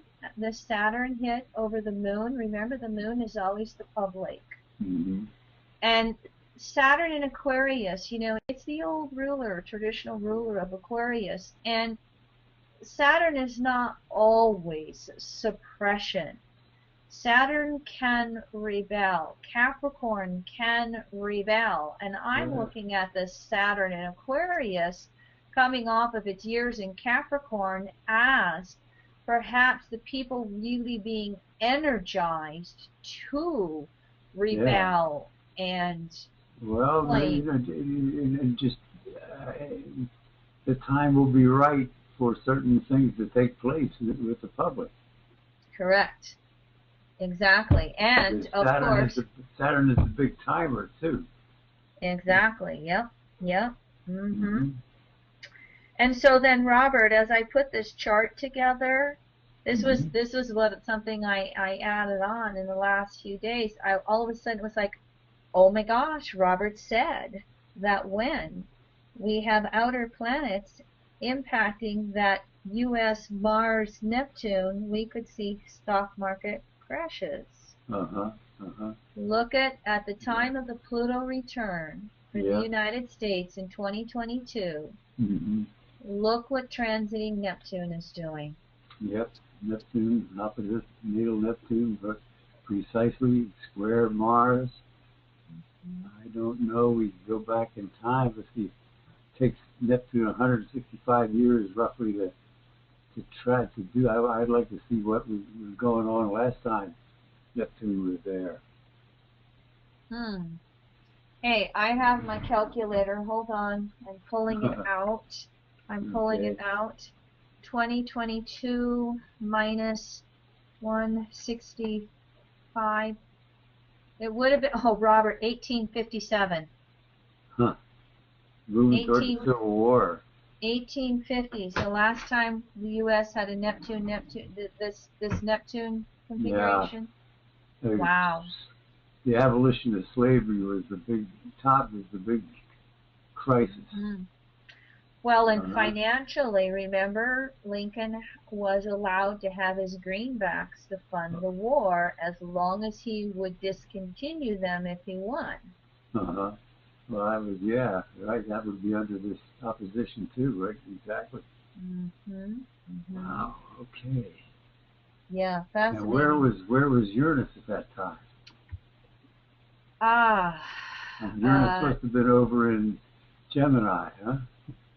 yeah, I know it would have been I don't know that fact off the top of my head. I I'm could on my guess. screen, so if anybody's Okay. sitting there with your Astro software open, just Yeah. run a chart for 1857, Well, and or else yeah, 1860 when. But anyway, Uranus was return. It was the Uranus return period when the Civil War broke out. oh, okay, so Robert already kind of knows that. Yeah. Okay, so there you go. There you go. hmm So that led me to my next thing which was, here are the hits of Neptune squaring Mars and opposing Mm-hmm. itself, what we just Mm-hmm. previously saw. Mm-hmm. And Neptune's going to have 5 squares to Mars, Mm-hmm. 3 You oppositions. know, this will be very interesting because I don't know that Neptune will do the same to the stock market as say Saturn or Pluto or Mars, um, Jupiter or Uranus. You know, because Neptune is so subtle. Neptune may just bring out the fact that the stock market has become it really has become like a gigantic leech upon the whole economy because Mm-hmm. it's the financial sector now. Mm-hmm. It doesn't really represent production for useful products and services. It's a production of money to get rich. Yeah, maybe this Neptune transit will just reveal that it's all been an illusion for so long. Exactly. That's what I'm thinking. Interesting. Interesting. Well, okay, so keeping track of time and moving down, that was most of our slides. So again, I just wanted to remind everybody one more time of the example of the Bank of North Dakota, and every single one of these things is true in 2008 when the rest of the country was crashing. There was no crash in North Dakota in the end of the last decade. And so, hold on, I have a question. Let me see here from somebody. All right, well, just a thank you. How about, Robert, do you know anything about Scandinavian banking systems? Not much. No, I don't know as much as I wish I did. Okay. They seem to have they seem to like straddle the private-public line. You know what I mean? It's hard to get. Pin them down as to what exactly they are. In countries like Sweden and Denmark, the public sector and the private sector were practically merged into one, because they have their capitalist economies, but with this strong socialist overlay. I mean, you know, they're more Marxist than Russia or China ever were. You know, and yet at the same time they maintain this strong capitalism thing, but with the state very much participating in the capital, the accumulation of capital. So, another question, Robert. We had talked earlier about a showdown coming that is going on in the back rooms. Could you extrapolate on that? And I think what we had alluded to was between the BRICS and the West. Yeah, I think the not only the BRICS in the West, but the Sharia Middle East in the West. And the Sharia Middle East has more in common with the BRICS. And so if they join forces against the West, the United States and Europe, that I think will be, I mean, it'll be hard for the EU and the United States to maintain their privatized banking system if the rest of the world is leaving them in the dust with public banking system. Pardon me, what's that, Carolyn? Everybody I've been talking to says we have a revolution coming. Did you hear that? Robert's like, yes, there's a revolution coming. Yeah, I can see the dust on the horizon. Yeah. Yeah. And you know, one of the things that the founder of evolutionary astrology, Jeffrey Green, has used to say, and he said this, 10, 20 years ago, when the United States has its Pluto return, and as Pluto's balsamic in Capricorn to natal Pluto in the U.S. chart, there's going to be a fall from grace. There's going to call it the come to Jesus moment. We don't get to be top dog. We have to learn how to be a part of the show, a part of the play, rather than thinking we get to run it. Being the schoolyard bully and play well with others. Exactly. And so this whole economic thing through Pluto and Capricorn and Pluto and Aquarius is going to be taking place on the most personal level for each of us who are part of this call and not, all the way to the largest collective level we can imagine. Yep. Yep. Hmm. Hmm. Oh, I and when think go ahead. Latin America is on the rise too, and the Native Americans of Latin America are on the rise. I mean, Got it. Got it. they were practically genocided out of existence just after Columbus, but Hmm. now they're coming back like gangbusters. Hmm. Hmm.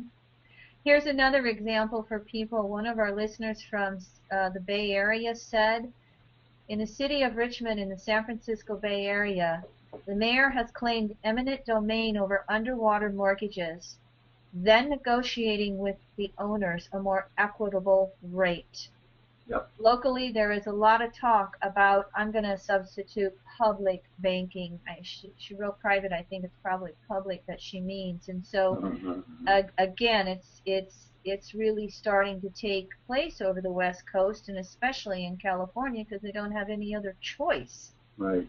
with them being so much underwater with But what's that town where the mayor, where they showed it on a TV station, was it, um, maybe it was Al Jazeera, I don't know, but they showed this town in California, Riverside or San Bernardino area, um, where they, the mayor was using eminent domain to take over from the banks, take over these mortgages from the banks, refinance them, which would be yes, good for the people, but the banks will scream bloody murder and fight her every inch of the way.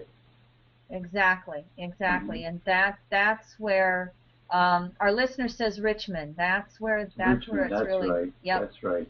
Yeah, but and Yep. that's what the concept of the land banks are. You know, we talked about this public banking on a state level. It can be done on a municipal city level. It can be done on a county level, Canada Right. province level, whatever your demarcations are in your various countries. Yeah. The I'm sure land that, bank. Go yeah. ahead. No, I'm just saying, I'm sure there must be people knocking at her door trying to tell her about the land banks and state Yes. banks and local banks. And, yeah. Well, the land bank concept is using eminent domain, for instance, in the United States to get these Mm-hmm. underwater mortgages away from the banks Mm-hmm. that are, because the two biggest ways to make money right now is either derivatives or foreclosures. Yep. And the banks are all about taking it away from the people and making the foreclosures, or if you have the money to invest, making it that way.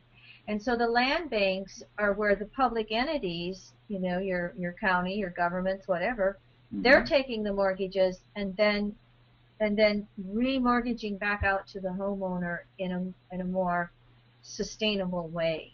Is And that happening? yes, Oh, that's great. that's Great. the whole Richmond, California example, and it's going on in uh, a bunch of different ways. Mm-hmm. Um, I didn't quite understand. Somebody else said something. I wasn't quite understanding. Daniel, um, I'm not understanding your comment, Daniel. If I'm seeing what you're writing.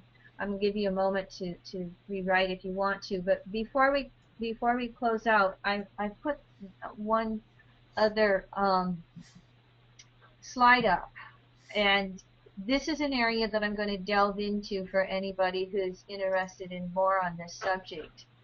This is a local person in my city of Rapid City, South Dakota. And he is a very fundamentalist Christian, Mm-hmm. but he is really on some of the leading edge about our beliefs around money Uh-huh. and how much our money scripts, conscious, unconscious, familial ones, and of course for us, we're going to run it past lives as well, Mm-hmm. affect our issues around the whole subject of money. And Yep. and so I'm putting these books up for anybody in case you would like to look at those books. Yeah. And stay tuned. Kim Marie will have some public webinar classes around this subject. Looking, Jesus really shook things up in his time and place by his words on money. who? Jesus. Oh, yes. So he was in a way the first, I should say, revolutionary monetarist. Yes, yes, yes. Oh, I see. Daniel was talking about that Saturn in Aquarius as being ability to really bring up, rebellions across wide ranges of the population. Yeah, I don't see rebellion as being a bad thing. We saw that little bit in Occupy in the United States, and nobody has to get hurt. no, exactly. And I think it could be done. I think in the United States we've become so sophisticated in mounting movements that we can do it in almost in a way that just totally bamboozles the establishment. They can't send their troops in with gas and blow us away. We ain't where the gas. We ain't there. Yes. We're too dispersed.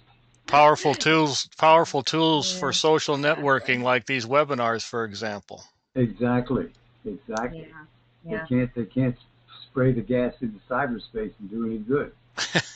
Well said. Robert, I'm going to give out your email address, if that's okay. Sure, that's okay. All right. If anybody, because we're reaching our end of our time, I feel good that we got our subject matter in, but if anybody has any questions for Robert, his address is GEO cycles, plural, geocycles@AOL.com. No, just Go Cycles. Oh, Go. Yeah. G-O. Yeah, right. Go Cycles. As instead of bicycles, Go Cycles. GoCycles@AOL.com, and of course there's Robert's information down below. And as we wind down, I just would like to thank you, Robert, for all the fun I've had interacting with you over the last month, the last year. I think we maybe have known each other before, Robert. I'm sure of it, Kim. Yeah. Where were we rabble rousers before? Maybe we were part of Bacon's Rebellion under that year of Spudo Square. Ah, gotcha. Yeah. Well, thank you, Robert, very much, and thank you, everybody, for listening in to this lecture. We're going to close out now, and we're going to see you back in 1 hour. Terry Z will be talking about the water and earth trines of 2013-14.